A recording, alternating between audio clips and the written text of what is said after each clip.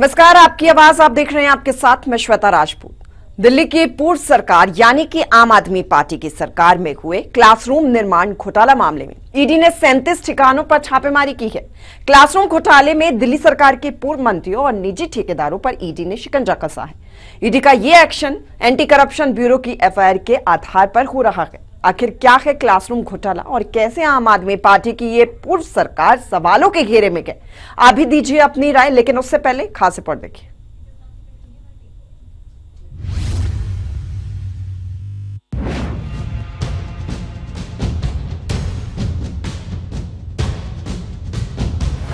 Delhi classroom घोटालों में ED का एक्शन।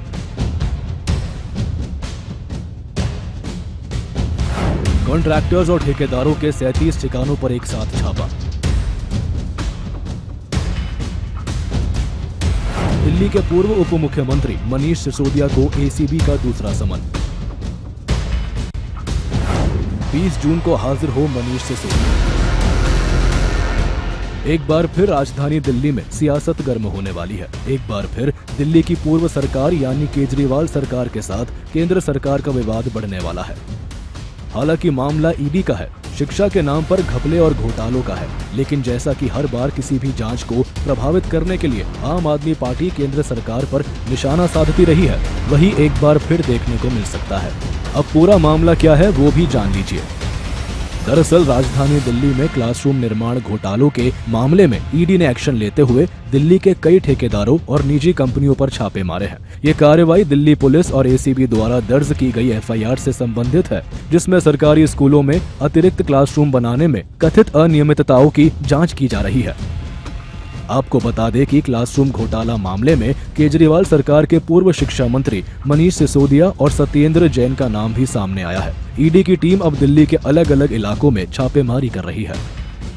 अब यहाँ ये जानना भी जरूरी है कि जून महीने में दिल्ली के पूर्व उप मुख्यमंत्री मनीष सिसोदिया को एसीबी ने दूसरी बार समन भेजा है और उन्हें 20 जून को पेश होने के लिए कहा है। अब आपको पूरा मामला क्या है वो भी बताते हैं। दिल्ली के कई स्कूलों में निर्माण में अनियमितताएं हुई थी। मामले में जीएनसीटीडी ने पूर्व मंत्री निजी कंपनियों के अधिकारियों के खिलाफ मामला दर्ज हुआ था। मामला दिल्ली पुलिस और एसीबी ने दर्ज किया था। ईडी ने 30 अप्रैल को एफआईआर दर्ज की थी। आप नेता और पूर्व मंत्री मनीष सिसोदिया, सत्येंद्र जैन के खिलाफ मामला दर्ज किया था। आरोप है कि दिल्ली सरकार के स्कूलों में 12,000 से अधिक कक्षाओं और अन्य निर्माण कार्यों में 2,000 करोड़ रुपए की अनियमितता हुई है। आरोप गंभीर है, मामला दिल्ली के बच्चों के भविष्य का है। लिहाजा तड़के सुबह से ही ईडी की कई टीमों ने मामले से जुड़े हुए ठेकेदारों और निजी फर्मों के 37 जगहों पर छापेमारी और पूछताछ की। सवाल उठता है कि आखिर कट्टर ईमानदारी की बात करने वाली पार्टी में पारदर्शिता कहाँ है? क्या है इसी प्रकार की कट्टर ईमानदारी की वजह से दिल्ली की जनता ने आम आदमी पार्टी को सत्ता से बेदखल कर दिया? क्या यही वजह है कि एक के बाद एक कई घोटाले सामने आ रहे हैं, चाहे बात शिक्षा की हो, डीटीसी बस की हो, नकली दवा की हो, शराब घोटाले की हो या फिर किसी अन्य घोटाले में आ रहे नाम की हो? सवाल तो उठेंगे ही कि आखिर क्यों आम आदमी पार्टी के शीर्ष नेताओं को तिहाड़ की हवा खानी पड़ी। हालांकि आरोप सिद्ध नहीं हुए हैं, लेकिन आरोप गंभीर लगे हैं। बहरहाल एक बात तो तय है कि जिस प्रकार से ईडी की अलग अलग टीमों ने अचानक स्कूल के क्लासरूम निर्माण में शामिल ठेकेदारों और निजी फर्मों के ठिकानों पर छापेमारी की है, उससे आने वाले समय में सियासी घमासान जरूर देखने को मिलेगा। ब्यूरो रिपोर्ट, सूर्य समाचार।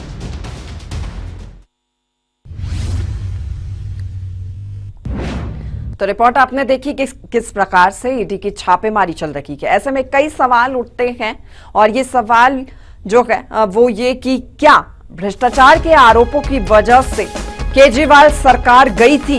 ये बहुत बड़ा सवाल है, क्योंकि लंबे समय राज करने के बाद जनता ने नहीं चुना। आखिर कितने मामलों में पूर्व की आम आदमी पार्टी की सरकार फंसी हुई है, क्योंकि एक के बाद एक घोटाले सामने आते रहे। आखिर विकसित दिल्ली के कितने गुनहगार हैं? दिल्ली को विकसित होने से किसने रोका? क्या दिल्ली के भविष्य के साथ खिलवाड़ हुआ है? ये भी एक बहुत बड़ा सवाल है। अगर घोटाले हुए हैं तो खिलवाड़ भी हुआ है। आखिर क्यों 12,000 से अधिक कक्षाओं के निर्माण में अनियमितताएं पाई गई हैं? क्या एसीबी के सामने 20 जून को मनीष सिसोदिया हाजिर होंगे? ये भी एक सवाल है। तो तमाम सवाल के नंबर आपकी टीवी स्क्रीन पर फ्लैश हो रहा है, आप फोन उठाइए और आप अपनी राय दीजिए हमें। विनय हमारे साथ दिल्ली से, हमारे संवाददाता, इस पर विस्तार से जानकारी और चर्चा के लिए जुड़ चुके हैं। विनय, देखिए, एक सवाल ये भी है कि क्योंकि एक के बाद एक भ्रष्टाचार के कई मामले सामने आते रहे, तो अब ये भी सवाल खड़ा हो रहा है, क्या भ्रष्टाचार की वजह से केजरीवाल सरकार गई, चुनाव नहीं जीत पाई?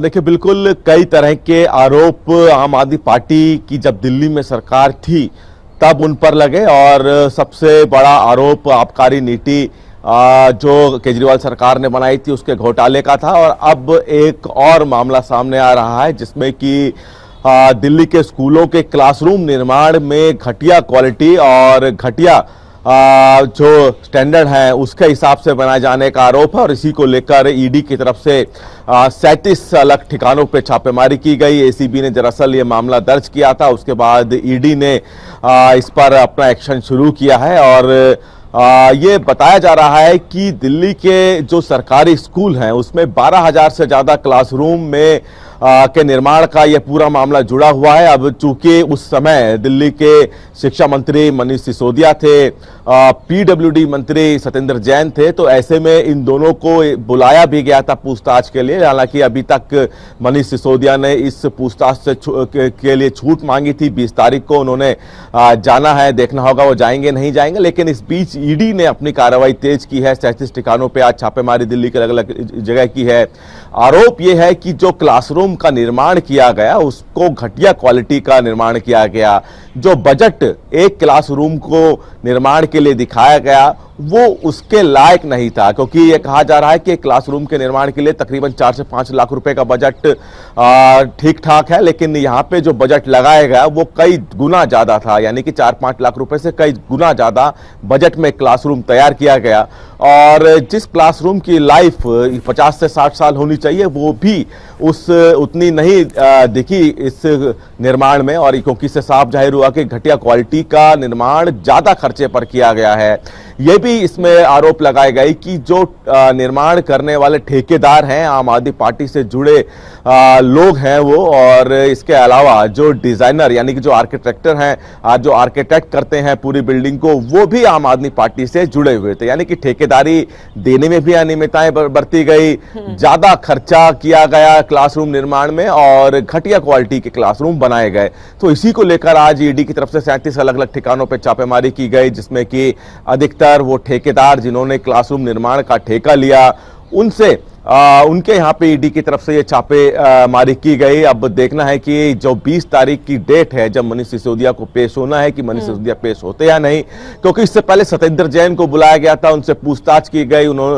और अब मनीष सिसोदिया का नंबर है कि कब वो पूछताछ के लिए जो तारीख है 20 तारीख जाते हैं नहीं। लेकिन फिलहाल यहाँ पर कहीं ना कहीं मुश्किलें आम आदमी पार्टी की खड़ी होती नजर आ रही है, क्योंकि इससे पहले भी आबकारी नीति में घोटाले के आरोप लग चुके हैं। और बाकायदा जो आम आदमी पार्टी के शीर्ष नेता हैं, चाहे उसमें खुद अरविंद केजरीवाल शामिल हों, वो भी जेल जा चुके हैं इस आबकारी नीति मामले में। हालांकि सुप्रीम कोर्ट से बाद में उनको जमानत मिली, जिस कारण वो अभी बाहर हैं। लेकिन जांच अब क्लासरूम निर्माण को लेकर और तेज हो गई और मुश्किलें भी अब यहाँ पे आम आदमी पार्टी की बढ़ती हुई दिखाई दे रही है। बिल्कुल विनय, मुश्किलें तो पार्टी के लिए खड़ी हो ही रही है, लेकिन इससे बड़ा सवाल ये भी बनता है कि क्या आप आम लोगों की, आम जनता के विश्वास, उनके भरोसे के साथ खिलवाड़ कर रहे हैं? क्योंकि आप ऊपर ही ऊपर देखिए, दिल्ली मॉडल का जिक्र करती थी आम आदमी पार्टी, जब पंजाब में भी चुनाव लड़ने थे दिल्ली मॉडल का जिक्र किया, और जहां पर भी चुनाव लड़ने के लिए जाती है की तरह हम सब जगह पर फ्री बिजली कर देंगे, बिजली, पानी और शिक्षा, स्वास्थ्य का दावा किया जाता था। ये तो वही बात हो गई कि ऊपर ऊपर आप कुछ दिखाते हैं और अंदर ही अंदर उसको खोखला करते जाते हैं। जो जिस तरीके के अब मामले आ रहे हैं उसे देख के तो यही बयां करते हैं वो।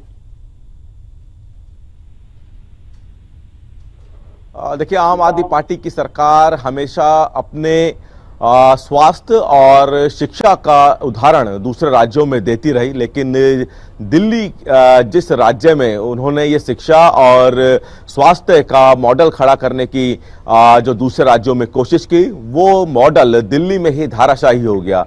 क्योंकि हमने देखा कि शिक्षा को लेकर जिस तरह से ये क्लासरूम निर्माण घोटाला मामला सामने आया है, तो वहीं ना कहीं जो स्वास्थ्य की बात की गई थी उसमें मोहल्ला क्लिनिक पर भी सवाल खड़े किए गए। मोहल्ला क्लिनिक ऐसी जगह पर खोले गए जहां पर ऐसी जगहों पर किराए पे लिए गए जहां पर आम आदमी पार्टी के कार्यकर्ताओं की जगह थी, उनको मोटी रकम किराए के रूप में दी गई। दवाइयों को लेकर सवाल खड़े किए गए। कई दिल्ली के ऐसे अस्पताल जहां पे नकली दवाइयां सामने आने की बात आई, घटिया दवाइयां सामने आने की बात आई। शिक्षा का हम बात कर ही रहे हैं कि शिक्षा में क्लासरूम निर्माण घोटाला अब ईडी उसमें जांच कर रही है। तो जिस शिक्षा और स्वास्थ्य को लेकर आम आदमी पार्टी लगातार दिल्ली ही नहीं बल्कि दूसरे राज्यों में भी बात करती थी, वो अब कहीं ना कहीं धाराशाही होता नजर आ रहा है। बिल्कुल विनय, मैं आपको रोकना चाहूंगी। हमारे पहले दर्शक हमारे साथ जुड़ चुके हैं, आपकी बात को कंप्लीट करेंगे। बुलंदशहर से मोहम्मद इलियास हमारे साथ जुड़ चुके हैं, आप अपनी बात रख सकते हैं। देखिए, सबसे बड़ी बात यह है कि जो दिल्ली के केजरीवाल साहब हैं वो हमेशा बोलते थे कि हमने दिल्ली में आके जो शिक्षा व्यवस्था बहुत बढ़िया कर दिया है। अब जो वो दावे करते थे उसकी पुल तो अब खुल रही है। जिस तरह से जो बाथरूम को, आपके टॉयलेट वगैरह को वो आपके स्कूल में मैनेज काउंट करते थे कि हमने इतने अच्छे कमरे बनाए, सारी व्यवस्था की है। तो अल्टीमेटली ये जो सारा ये था चुनाव प्रचार का माध्यम था, मार्केटिंग था, और उसके लिए उन्होंने कितने पैसे खर्च किए। अगर वो मार्केटिंग में जो पैसे खर्च करने की जगह स्कूलों पर खर्च किए होते तो आज वो कटघरे में खड़े ना होते, और ना उन्हें दिल्ली छोड़कर पंजाब जाना पड़ता। और देखना, पंजाब की जनता भी उन्हें कहीं ना कहीं नकारने वाली है, क्योंकि जिस तरह से आम आदमी पार्टी को 4 साल वहां पर होने वाले हैं, लगातार घोटाले, ड्रग्स, बहुत सारी चीजें वहां पर हो रही हैं। तो ये अभी भी टाइम है कि चाहे पंजाब के लोग हैं या बाकी देश के लोग हैं, वो कहीं ना कहीं आम आदमी पार्टी की सच्चाई को जाने और उनको नकारें और उन्हें वोट ना दें। ठीक है, बहुत शुक्रिया आपका मोहम्मद इलियास जी, आपने अपनी राय को रखा इस पूरे जो मसले है, मुद्दा है, उसको लेकर। तो सवाल कई है, सवाल खड़े को रखे गए। कच्छ से हमारे एक कॉलर वीर जी हमारे साथ जुड़े हैं, आप भी अपनी राय दे सकते हैं इसको लेकर। सूर्य समाचार बोलने के लिए आभार, आपका धन्यवाद सूर्य समाचार चैनल का। मैं ये बोलता हूँ, जो आम आदमी पार्टी 10 साल से वहाँ केजरीवाल राज कर रहा था, तो उसकी एक पॉलिसी थी, वो तो अन्ना हजारे का नाम लेके वो खुद चुनाव में आ गया और भ्रष्टाचार के बोलता ये करता है। वो सबसे ज्यादा भ्रष्टाचार निकली आम आदमी पार्टी।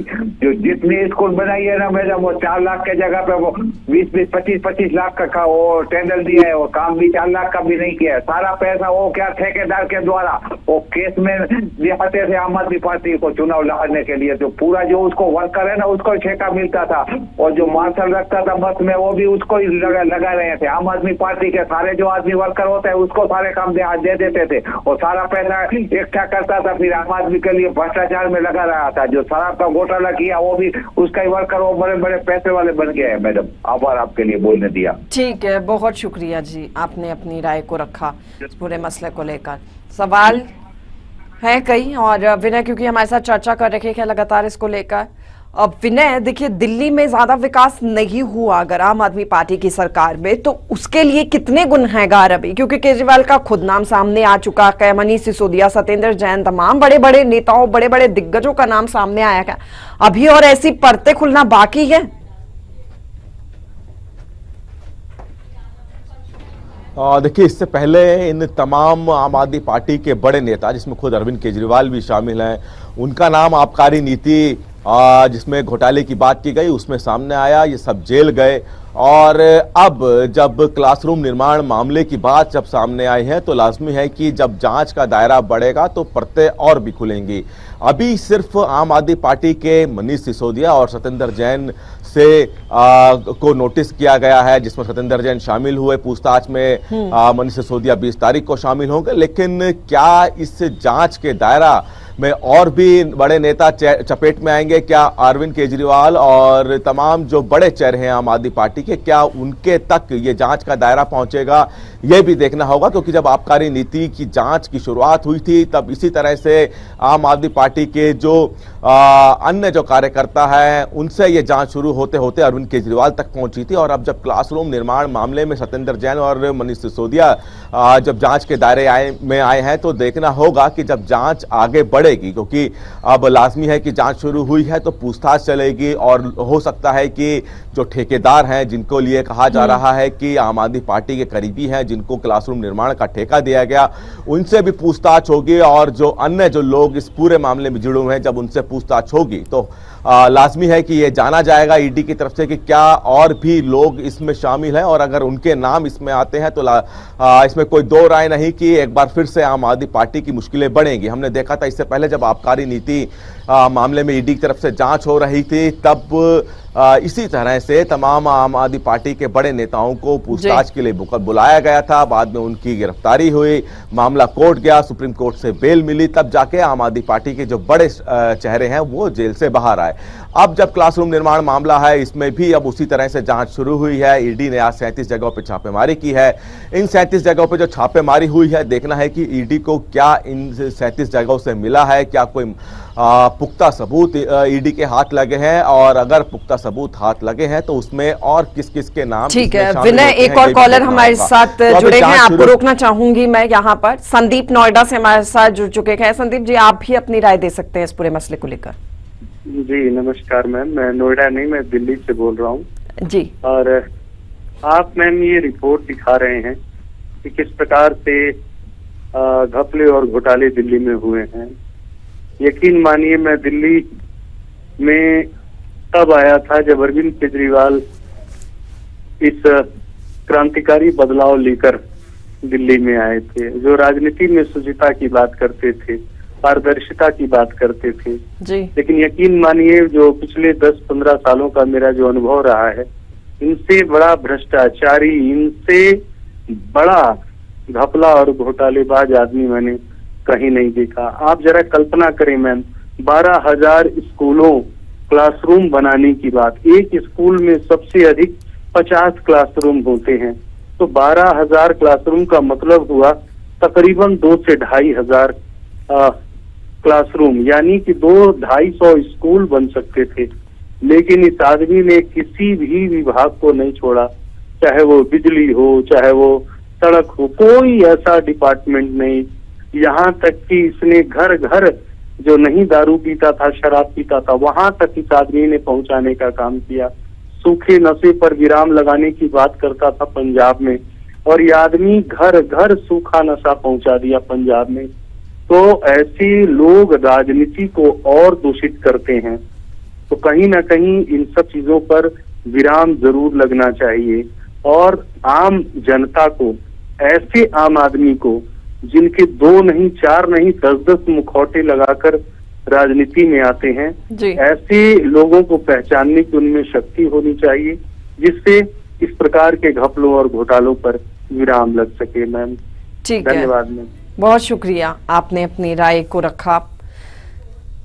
उमेश चंद भी हमारे साथ गोरखपुर से एक और कॉलर जुड़ चुके हैं। उमेश जी, आप भी अपनी राय दे सकते हैं। मैं गोरखपुर से बोल रहा हूँ जी।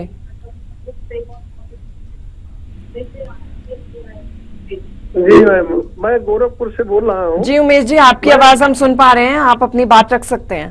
जी जी जी मैं ये कहना चाहता हूँ कि अरविंद केजरीवाल जी जब से आए हैं, ईमानदारी का मुखौटा ओढ़ के, हर नेता उनका, हर विधायक जो है कहीं न कहीं भ्रष्टाचार में लिप्त था, जो बातें सतह पे दिखाई भी देती हैं। अब बताइए, एक क्लासरूम में जो है मुश्किल से 1 लाख रुपया उसमें लग जाएगा। ये इतना ज्यादा कई गुना बढ़ा के चार्ज किए हैं ये लोग जो है। बस एक और सरकार से मैं निवेदन ये करना चाहता हूँ आपके माध्यम से कि जब ये लोग शराब घोटाला आज कितने दिन से चल रहा है, लेकिन उसमें अगर दोषी है तो उनको दोषी सिद्ध करिए, या निर्दोष है तो निर्दोष को जाहिर करिए, उनको सजा दीजिए, तभी इसमें अंकुश लग पाएगा। मैडम, ये न्याय व्यवस्था में बड़ी डिले हो रही है, जांच व्यवस्था में बड़ी डिले हो रही है, मैं यही कहना चाहता हूँ। ठीक है उमेश जी, बहुत शुक्रिया, आपने भी अपनी राय को रखा, अपनी बात रखी इस पूरे मसले को लेकर। तो आप भी अपनी राय दे सकते हैं नंबर आपकी टीवी स्क्रीन पर लगातार फ्लैश हो रहा है। दिल्ली में जो ये एक के बाद एक घोटाले हो रखे हैं, इसको लेकर आपकी क्या राय है, ये आपसे हम जानना चाहते हैं। विनय हमारे साथ लगातार बने हुए हैं। विनय, एक सवाल ये भी कि क्या दिल्ली के भविष्य के साथ खिलवाड़ हुआ है? और ये सवाल इसलिए भी क्योंकि एक के बाद एक घोटाले लगातार हमने देखे हैं, तो क्या ध्यान पूरा घोटालों में और इन सब चीजों में ही रहा? विकास की ओर अग्रसर पार्टी हो ही नहीं पाई, विकास कर ही नहीं पाई, तभी भविष्य के साथ खिलवाड़ किया राजधानी के। और देखिए, पार्टी की तरफ से, आम आदमी पार्टी की जब दिल्ली में सरकार थी तब आम आदमी पार्टी की तरफ से लगातार कहा गया कि दिल्ली में विकास हो रहा है, जो निर्माण का जो बजट है उसको कम किया जा रहा है और साथ ही साथ उस बजट को कम करके दिल्ली की जनता को फ्री में बिजली पानी दिया जा रहा है। ये आम आदमी पार्टी के हमेशा दावे रहे हैं कि अगर किसी तरह का कोई कंस्ट्रक्शन या फिर फ्लाईओवर का निर्माण होना है तो हम उसके बजट में कमी कर रहे हैं और कम बजट में बेहतर चीज़ों का निर्माण कर रहे हैं ताकि दिल्ली की जनता को सहूलियत दी जा सके। लेकिन अब जब क्लासरूम निर्माण मामले का ये जो खुलासा हो रहा है उसमें पता चल रहा है कि किस तरह से ज़्यादा बजट लगाकर घटिया क्वालिटी का निर्माण हुआ दिल्ली में और अब कहीं ना कहीं उन अन्य प्रोजेक्ट्स को लेकर भी दिल्ली के लोगों को चिंता सताने लगी है जिनका निर्माण आम आदमी पार्टी के कार्यकाल में हुआ है कि कहीं घटिया क्वालिटी का निर्माण जो अन्य प्रोजेक्ट हैं वो शिकार ना हुए हों और आम आदमी पार्टी के समय में जो भी प्रोजेक्ट निर्माण हुए हैं अब उसको लेकर भी कहीं ना कहीं दिल्ली के लोगों में डर सता रहा है कि कहीं वो भी घटिया क्वालिटी के तो नहीं बने, चाहे वो कोई कम्युनिटी सेंटर हो या फिर किसी तरह का अन्य कोई पार्क या फिर अन्य जन सुविधा केंद्र, उसको लेकर भी दिल्ली के लोगों में अब डर सता रहा है। साथ ही साथ एक बात और कहना चाहूँगा कि जब आम आदमी पार्टी राजनीति में आई थी तब ये कहकर आई थी कि वो भ्रष्टाचार के खिलाफ लड़ाई लड़ेंगे और ये एक बड़ा मुद्दा भ्रष्टाचार की लड़ाई का आम आदमी पार्टी लेकर राजनीति में उतरी थी। लेकिन जब राजनीति में उतरी उसके बाद दिल्ली की जनता ने आम आदमी पार्टी को जिताया और धीरे धीरे ये आम आदमी पार्टी भी भ्रष्टाचार में लिप्त होती दिखाई दी। कई उदाहरण हमने इसके देखे, चाहे वो आबकारी नीति मामला हो, क्लासरूम निर्माण मामला हो, डीटीसी बसों की खरीद का मामला हो, अस्पतालों में घटिया दवाइयों का मामला हो, तो कई ऐसे मामले हमने देखे जहां पर आम आदमी पार्टी पर भ्रष्टाचार के आरोप लगे और वो आरोप कई जगह पर देखने को मिले कि साबित भी हुए।